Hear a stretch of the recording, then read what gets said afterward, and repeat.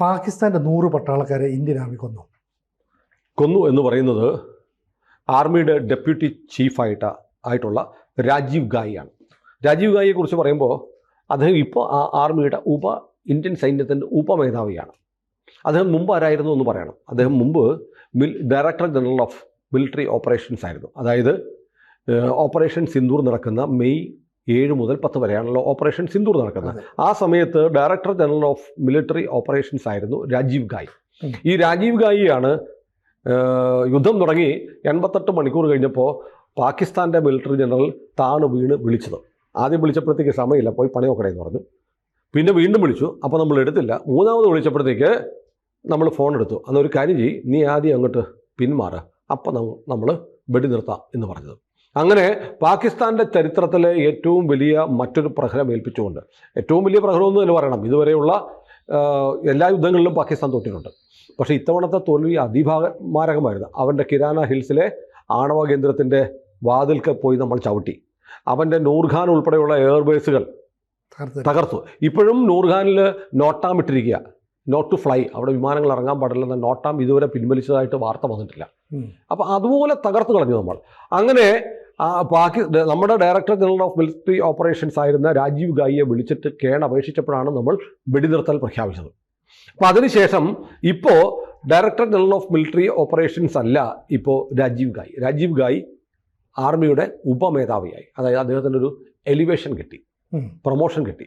അപ്പോൾ യുദ്ധം തീർത്ത ഫെയിൽഡ് മാർഷലിനെ പാകിസ്ഥാൻ ഫീൽഡ് മാർഷലൊക്കെ, തോറ്റവനെ ജയിച്ചു എന്ന് പ്രചാരണം നടത്താൻ വേണ്ടിയിട്ട് ഫീൽഡ് മാർഷൽ, ഞങ്ങൾ യുദ്ധത്തിൽ തോറ്റില്ല, അതുകൊണ്ട് ഞങ്ങളുടെ യുദ്ധം ജയിപ്പിച്ച ഈ മുനീർ എന്ന് പറഞ്ഞ വിദ്വാനെ ഞങ്ങൾ ഫീൽഡ് മാർഷൽ ആക്കിയിരിക്കുന്നു ഒക്കെ പറഞ്ഞ് വെറുതെ പ്രൊപ്പഗാൻഡ വാറാണ് പാകിസ്ഥാൻ നടത്തുന്നത്. പക്ഷെ നമ്മൾ എന്ത് ചെയ്തു? നമ്മൾ രാജീവ് ഗവായിയെ സൈന്യത്തിൻ്റെ ഉപമേധാവിയാക്കി. ഒരു വാർത്ത പോലും വന്നില്ല. നമ്മൾ ജയിച്ച യുദ്ധത്തിൽ നിർണായക പങ്ക് വഹിച്ച മിലിറ്ററി ഓപ്പറേഷൻസിൻ്റെ ജനറലിനെ നമ്മളും പ്രൊമോട്ട് ചെയ്തു. ഒരിടത്തെങ്കിലും നമ്മൾ വായിച്ചോ? ഇല്ല. അതാണ് ഇന്ത്യ. നമ്മൾ ചെയ്യേണ്ടതൊക്കെ കൃത്യമായി ചെയ്യുന്നുണ്ട്. അത് വാർത്തയാവാതിരിക്കാൻ ശ്രദ്ധിക്കുന്നുണ്ട്. ഇപ്പോൾ എങ്ങനെയാണ് രാജീവ് ഗവായിയുടെ ഈ ഒരു വെളിപ്പെടുത്തൽ വരുന്നതെന്ന് ചോദിച്ചാൽ, ഐക്യരാഷ്ട്രസഭയ്ക്ക് ഒരു സമാധാന സേനയുണ്ട്, അറിയാമല്ലോ. പല രാജ്യങ്ങളിൽ ഇപ്പോൾ നമ്മൾ ലെബനോണിൽ ഓർക്കുന്നില്ലേ, ലെബനോണിൽ ഐക്യരാഷ്ട്ര സമാധാന സേനയുണ്ടെന്ന് പറഞ്ഞു. അങ്ങനെ പല രാജ്യങ്ങളിലും യുദ്ധവും സംഘർഷമൊക്കെ ഉള്ള സ്ഥലങ്ങളിലേക്ക് ഐക്യരാഷ്ട്ര സേന സമാധാന സേനയെ അയക്കും. അപ്പോൾ ഐക്യരാഷ്ട്ര സേനയ്ക്ക് പട്ടാളമൊന്നുമില്ല. അപ്പം UN അംഗമായിട്ടുള്ള രാജ്യങ്ങൾ കുറേ പട്ടാളക്കാരെ വിട്ടുകൊടുക്കും. അങ്ങനെ 32 രാജ്യങ്ങൾ ഇപ്പോൾ ഐക്യരാഷ്ട്ര സേനയ്ക്ക് ട്രൂപ്പിനെ കൊടുക്കുന്നുണ്ട്. ഈ ട്രൂപ്പിനെ കൊടുക്കുന്ന 32 രാജ്യങ്ങളുടെ ഒരു മീറ്റിംഗ് നടന്നു. ഈ മീറ്റിങ്ങിൽ ഇന്ത്യൻ ആർമിയെ പ്രതിനിധീകരിച്ച്, കാരണം ഇന്ത്യൻ സേനയും സമാധാന സേനയുടെ ഭാഗമായിട്ടുണ്ട്, UN സമാധാന സേനയുടെ ഭാഗമായിട്ടുണ്ട്. അതിൽ നമ്മുടെ രാജീവ് ഗവായി പങ്കെടുത്തു. 32 രാജ്യത്തെ സൈന്യത്തലവന്മാരെ ഇരുത്തിക്കൊണ്ട് ഓപ്പറേഷൻ സിന്ദൂറിനെ കുറിച്ച് ലോകരാഷ്ട്രങ്ങളോട് ഇന്ത്യൻ ആർമി സംസാരിച്ചിട്ട് പറഞ്ഞു, ഓപ്പറേഷൻ സിന്ദൂർ മെയ് 7 മുതൽ 10 വരെ നടന്നു. ഞങ്ങളുടെ കണക്ക് പ്രകാരം ഞങ്ങളുടെ പക്കൽ കണക്കുണ്ട്. ഞങ്ങൾ പാകിസ്ഥാൻ്റെ 100ഓളം പട്ടാളക്കാരെ കൊന്നു. 120ഓളം ഭീകരവാദികളെ, അതും ഭീകര സംഘടനയുടെ ഏറ്റവും പ്രധാനപ്പെട്ട പദവികളിലിരിക്കുന്ന 120ഓളം ഭീകരന്മാരായ ടെററിസ്റ്റുകളെയും കൊന്നു. അവരുടെ പ്രധാനപ്പെട്ട എയർബേസുകൾ തകർത്തു എന്ന് വെറുതെ പറയുക മാത്രമല്ല, കേൾക്കണം, ഈ 32 പേരിൽ പാകിസ്ഥാനുമുണ്ട്. പാകിസ്ഥാൻ തന്നെയും ഇൻ്റർനാഷണൽ UN സെക്യൂരിറ്റി ഫോഴ്സിൻ്റെ ഭാഗമായിട്ടുണ്ട്. അവരെല്ലാം ഇരിക്കുന്ന മീറ്റിങ്ങിലാണ് ഇന്ത്യയുടെ സൈന്യ ഉപമേധാവി, കരസേനയുടെ ഉപമേധാവി ഇത് പറഞ്ഞത്. വെറുതെ പറയുകയല്ല സിനു ചെയ്തത്. വീഡിയോകൾ കാണിച്ചു, ഡിസ്പ്ലേ ചെയ്തു, ഫോട്ടോഗ്രാഫ്സ് കാണിച്ചു. ഇതെല്ലാം കാണിച്ച് ലോകത്തിന് മുമ്പാകെ നമ്മൾ അവതരിപ്പിച്ചു. നമ്മൾ ഇത്രയും ചെയ്തിട്ട് മാത്രമല്ല, മറ്റൊരു കണക്കൂടെ പറഞ്ഞു. അവരുടെ 13 വിമാനങ്ങൾ, 12 അല്ലെങ്കിൽ 13 വിമാനങ്ങൾ നമ്മൾ തകർത്തു. അതിനകത്ത് F-16 ഉണ്ട്, JF-17 ഉണ്ട്. ഇതെല്ലാം ഉൾപ്പെടെ അമേരിക്കയും ചൈനയും കൊടുത്തത് ഉൾപ്പെടെയുള്ള പാകിസ്ഥാൻ്റെ 12 അല്ലെങ്കിൽ 13 വിമാനങ്ങളും ഞങ്ങൾ തകർത്തിട്ടുണ്ട് എന്ന് സാറ്റലൈറ്റ് ഇമേജറി, വീഡിയോഗ്രാഫുകൾ, ഫോട്ടോസ് സഹിതം 32 രാജ്യത്തെ സൈന്യ തലവന്മാരുടെ മുന്നിൽ നമ്മൾ പ്രദർശിപ്പിച്ചു കാട്ടി. ഇവിടെ ഒരു വളരെ പ്രധാനപ്പെട്ട ചോദ്യമുണ്ട്. ഇപ്പോൾ ട്രംപ് പറയുന്നുണ്ടല്ലോ, യുദ്ധത്തിൽ 5-6 വിമാനങ്ങൾ നഷ്ടപ്പെട്ടു. ആരുടെ എന്ന് പറയുന്നില്ല. ആടെ എന്ന് പറയുന്നുണ്ടോ? ഇല്ല. യുദ്ധത്തിൽ ഇന്ത്യ പാകിസ്ഥാൻ സംഘർഷത്തിൽ 5-6 വിമാനങ്ങൾ നഷ്ടപ്പെട്ടിട്ടുണ്ട്. ആരുടെയാണെന്ന് പറയുന്നില്ല. പിന്നെ നമ്മുടെ നാട്ടിൽ ചിലർ പറയുന്നുണ്ട് ഇന്ത്യയുടെ 5 വിമാനങ്ങൾ പോയി, എത്ര വിമാനം പോയി എന്നുള്ള കണക്ക് വേണം. ഈ പറയുന്നവർക്ക് ഇപ്പോൾ ഓപ്പറേഷൻ സിന്ദൂർ നടന്നത് മെയ് മുതൽ 10 വരെയുള്ള സമയത്താണ്. ഇന്നിപ്പോൾ ഒക്ടോബർ 15 അല്ലേ? അതെ. ഒക്ടോബർ 15 നമ്മുടെ ഏതെങ്കിലും ഒരു വിമാനത്തിന്റെ ചക്രം ഉണ്ടല്ലോ, ചക്രം ഊരിപ്പോയതിൻ്റെ ഒരു പടം കാണിക്കാൻ പറ്റിയിട്ടുണ്ടോ? പറ്റിയിട്ടില്ല. ഇത് ചക്കക്കുരു വല്ലോ ആണോ വിമാനം എന്ന് പറയുന്നത്? ഒരു വിമാനം താഴത്തോട്ട് ഓടാൻ ആരും കാണാതെ എടുത്ത് മടി വെച്ചിട്ട് ഓടാൻ പറ്റുമോ? ഒളിച്ചു വെക്കാൻ പറ്റുമോ? അപ്പൊ നമ്മുടെ ഈ നമ്മുടെ വിമാനങ്ങൾ പാകിസ്ഥാന്റെ അതിർത്തി കടന്നിട്ടില്ല. അത് പാകിസ്ഥാനും പറയുന്നില്ല. നമ്മൾ അവരുടെ അതിർത്തി ക്രോസ് ചെയ്തു നമ്മൾ പറയുന്നില്ല.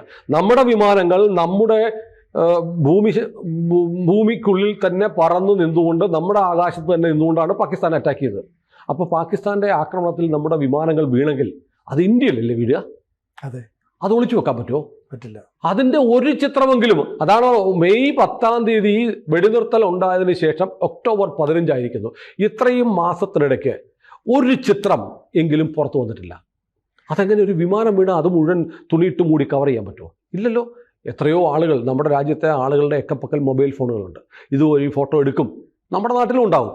അതൊക്കെ എടുത്തിട്ട് ഇതിൻ്റെ ചിത്രങ്ങൾ സോഷ്യൽ മീഡിയയിൽ വരും. നമ്മുടെ രാഹുൽ ഗാന്ധി എന്ന് പറയുന്ന പപ്പുകൂട്ടൻ്റെ കൈ കിട്ടും. അത് വലിയ നമ്മൾ ഓടി പ്രചരിപ്പിക്കും. ഇന്ത്യ മുഴുവൻ കണ്ടില്ലേ ഇന്ത്യയുടെ വിമാനം വീണിരിക്കുന്നു എന്നൊക്കെ പറഞ്ഞ് ഇയാൾ ദേശവ്യാപകമായി മറ്റൊരു യാത്ര നടത്തും. ഇതൊക്കെ ചെയ്യുമായിരുന്നു. പക്ഷേ ഇന്ന് വരെ ഇങ്ങനെ ആരോപണം പറഞ്ഞ് കളിക്കാനല്ലാതെ തെളിവ് കാണിക്കാൻ പറ്റിയിട്ടില്ല. പക്ഷേ ഇന്ത്യക്ക് ലോകത്തിൻ്റെ മുന്നിൽ എണ്ണി നിങ്ങളുടെ എയർബേസ്, നിങ്ങളുടെ കിരാന ഹിൽസ്, നിങ്ങളുടെ വിമാനങ്ങൾ, നിങ്ങളുടെ ഹാങ്കറുകൾ എന്നൊക്കെ പറഞ്ഞ് കാണിക്കാൻ നമ്മുടെ വിഷ്വൽസ് ഉണ്ട്, സാറ്റലൈറ്റ് ഇമേജറുണ്ട്. നിങ്ങൾ ഓപ്പറേഷൻ സിന്ദൂറിന് മുമ്പ് നിങ്ങളുടെ ഈ നൂർഖാൻ എയർബേസ് ഇങ്ങനെയായിരുന്നു. ഓപ്പറേഷൻ സിന്ദൂർ കഴിഞ്ഞപ്പോൾ നിങ്ങളുടെ റൺവേയിൽ 10 മീറ്റർ ആഴവും 25 മീറ്റർ വീതിയുമുള്ള വലിയൊരു ഗർത്തമുണ്ടായിരിക്കുന്നു എന്നൊക്കെ പറഞ്ഞ് നമുക്ക് കാണിക്കാൻ നമുക്ക് സാറ്റലൈറ്റ് ഇമേജറീസ് ഉണ്ട്. പാകിസ്ഥാൻ്റെ കയ്യിൽ എന്തുണ്ട്? ഒന്നുമില്ല. എന്നിട്ടാണ് രാഹുൽ ഗാന്ധി ഉൾപ്പെടെയുള്ള ആളുകൾ പറയുന്നത് എന്താണ്? ഇന്ത്യ പാകിസ്ഥാന് കീഴടങ്ങി കൊടുത്തു. മനസ്സിലായില്ലേ? അപ്പം നമ്മൾ വളരെ അസന്നിഗ്ധമായി ഇപ്പം നോക്കൂ, 100 പട്ടാളക്കാരെങ്കിലും ഭരിച്ചിട്ടുണ്ടെന്നാണ് നമുക്കുള്ള ഇൻ്റലിജൻസ് ബ്യൂറോ നമ്മൾ പറയുന്നത്. ഇന്ത്യൻ പട്ടാളക്കാർ എത്ര പേര് മരിച്ചു? ആരും ഭരിച്ചിട്ടില്ല. ഒന്നും കേട്ടുവെച്ചിട്ടില്ല. നമുക്ക് മരണം ഉണ്ടായിട്ടുണ്ട്. ഇവരുടെ ഷെല്ലാക്രമണത്തിൽ അതിർത്തി ഗ്രാമങ്ങളിലുള്ള ചില ആൾ കൊല്ലപ്പെട്ടു, നാട്ടുകാർ കൊല്ലപ്പെട്ടിട്ടുണ്ട്. കാരണം അവർ സിവിലിയൻ കേന്ദ്രങ്ങളിലാണ് ആക്രമിച്ചത്. നമ്മുടെ പ്രിസിഷൻ ടാർഗറ്റുകളായിരുന്നു. നമ്മൾ അവരുടെ തീവ്രവാദ കേന്ദ്രങ്ങൾ, മിലിറ്ററി അസറ്റുകൾ, പിന്നീട് എയർ ഡിഫൻസ് സംവിധാനം, ഇത്രയാണ് നമ്മൾ ഫോക്കസ് ചെയ്തത്. പക്ഷേ പാകിസ്ഥാൻ ചെയ്തത് എന്താണ്? അയച്ച മിസൈലുകൾ മുഴുവൻ ജനവാസ മേഖലയിലായിരുന്നു. ഡൽഹിക്ക് നേരെ അയച്ചു. നമ്മുടെ പാർലമെൻറ്റും സുപ്രീം കോടതിയും ഇരിക്കുന്ന ഡൽഹിക്ക് നേരെ മിസൈൽ അയച്ചു. അത് നമ്മൾ ഇൻ്റർസെപ്റ്റ് ചെയ്തു. പക്ഷേ ഡൽഹിക്ക് നേരെ മിസൈൽ അയച്ചതിനൊരു ഫലം ഉണ്ടായി. TG പറയുന്ന പോലെ അതിനുശേഷം സുപ്രീം കോടതിയുടെ നിലപാടിന് ഒരുപാട് മാറ്റം വന്നു. തീവ്രവാദ പ്രസ്ഥാനത്തിന് അനുകൂലമായി നിലപാടെടുക്കുന്ന ആളുകളെയൊക്കെ സുപ്രീം കോടതി വടിയെടുത്ത് അടിച്ചുപിടിക്കാൻ തുടങ്ങി.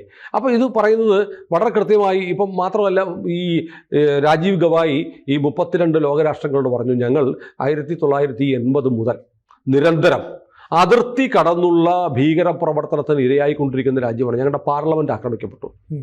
ഞങ്ങളുടെ മഹാനഗരങ്ങളായ മുംബൈ ഉൾപ്പെടെയുള്ള മഹാനഗരങ്ങൾ ആക്രമിക്കപ്പെട്ടു. പക്ഷെ ഞങ്ങൾ അന്നൊന്നും തിരിച്ചടിച്ചില്ല. പക്ഷേ ഇന്ത്യയിൽ സിനാറിയോ മാറിയിരിക്കുന്നു. 2014 ശേഷം ഇന്ത്യ ഭരിക്കുന്ന സർക്കാർ നരേന്ദ്രമോദിയുടെ സർക്കാരാണ്. മോദി സർക്കാരിൻ്റെ ഇപ്പോഴത്തെ നിലപാട് ഇന്ത്യയിൽ നടത്തുന്ന അതിർത്തി കടന്നുള്ള ഏത് തീവ്രവാദ പ്രവർത്തനവും ഞങ്ങൾ യുദ്ധമായി കണക്കാക്കും എന്ന് ഞങ്ങൾ മുൻകൂർ പ്രഖ്യാപിച്ചിട്ടുണ്ട്. ഞങ്ങൾ യുദ്ധം പ്രഖ്യാപിച്ചിട്ടാണ് നിൽക്കുന്നത്. കാരണം യുദ്ധം ഞങ്ങൾ വെടിവെക്കാത്തതിന് കാരണം യുദ്ധത്തിൻ്റെ കാരണം ഉണ്ടാകുന്നില്ല. ഇന്ന കാരണം സംഭവിച്ചാൽ, ഇന്നത് സംഭവിച്ചാൽ അതിന് മറുപടി യുദ്ധമായിരിക്കുമെന്ന് ഞങ്ങൾ പ്രഖ്യാപിച്ചിട്ടുണ്ട്. അതിലാണ് ഞങ്ങൾ നിൽക്കുന്നത്. ഞങ്ങളുടെ ഓപ്പറേഷൻ സിന്ദൂർ അവസാനിച്ചിട്ടില്ല എന്നുകൂടി ഈ 32 ലോകരാജ്യങ്ങളോട് ഇന്ത്യൻ സൈന്യം ഇന്നലെ പറഞ്ഞിരിക്കുന്നു. സത്യത്തിൽ വലിയ ആവേശം ഉണ്ടാക്കുന്ന വാർത്തയാണ്. കാരണം പഹൽഗാം ആക്രമണം നടന്നതിന് ശേഷം ഇന്ന് വരെ ഏപ്രിൽ 22-നാണല്ലോ പഹൽഗാം ഭീകരാക്രമണം നടന്നത്. അതിനുശേഷം ഇന്ത്യയിലൊരു പൊട്ടാസ് പോലും പൊട്ടിയിട്ടില്ല. സാധാരണഗതിയിൽ പാകിസ്ഥാൻ എന്തെങ്കിലും ഇത്രയും സമയം എടുക്കത്തില്ല പാകിസ്ഥാൻ. പക്ഷേ പാകിസ്ഥാൻ അറച്ചു നിൽക്കുകയാണ്, മടിച്ചു നിൽക്കുകയാണ്, ഭയന്ന് തന്നെ നിൽക്കുകയാണ്. കാരണം നമ്മൾ പറഞ്ഞു, ഇനിയൊരു വെടിയുണ്ട പാകിസ്ഥാൻ്റെ അതിർത്തി കടന്ന് ഇന്ത്യയിലേക്ക് വന്ന ഭീകരന്മാരുടെ പക്കൽ നിന്ന് ഒരു വെടിയുണ്ട, ഒരു ഗ്രനേഡ്, ഒരു ചാവേർ ആക്രമണം ഉണ്ടായാൽ അത് ഈ വെടിനിർത്തൽ കരാറിൻ്റെ അവസാനമായിരിക്കും. തിരിച്ച് നമ്മൾ അങ്ങോട്ട് ചെയ്യാൻ പോകുന്നത് അതികഠിനമായ അതിശക്തമായ ആക്രമണമായിരിക്കും നമ്മൾ പറഞ്ഞിട്ടുണ്ട് എന്നുള്ളത് ഇന്ത്യയുടെ നിലപാട് 32 ലോക രാജ്യങ്ങളുടെ സൈനിക മേധാവികളിരിക്കുന്ന യോഗത്തിൽ പോയി ഇന്ത്യൻ ആർമിയുടെ ഡെപ്യൂട്ടി ചീഫായ രാജീവ് ഗവായി ഇന്നലെ പറഞ്ഞിരിക്കുന്നു. അപ്പോൾ ഈ പറഞ്ഞതുപോലെ രാഹുൽ ഗാന്ധിയൊക്കെ പറയുന്നത് പോലെ ഇന്ത്യൻ ആർമി ഈ പണി നിർത്തിയിട്ടില്ല.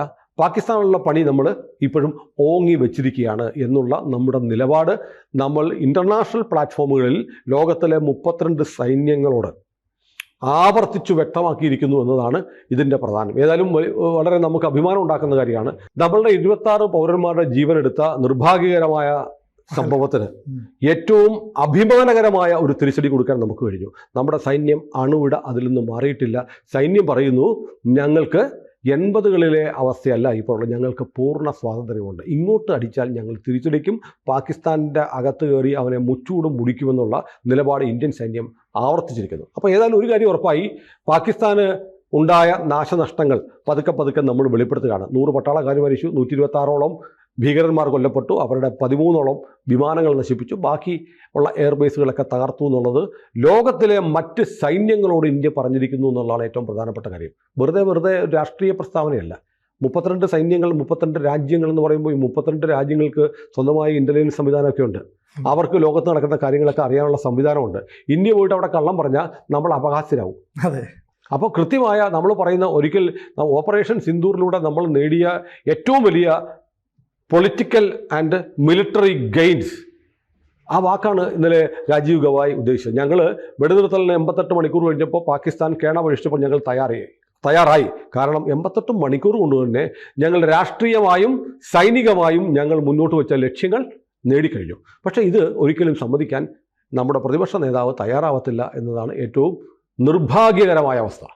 കൂടുതൽ വാർത്തകളും വിശേഷങ്ങളും നിങ്ങളിലേക്ക് എത്താൻ ABC മലയാളം സബ്സ്ക്രൈബ് ചെയ്യുക, ബെൽ ബട്ടണും അമർത്തുക.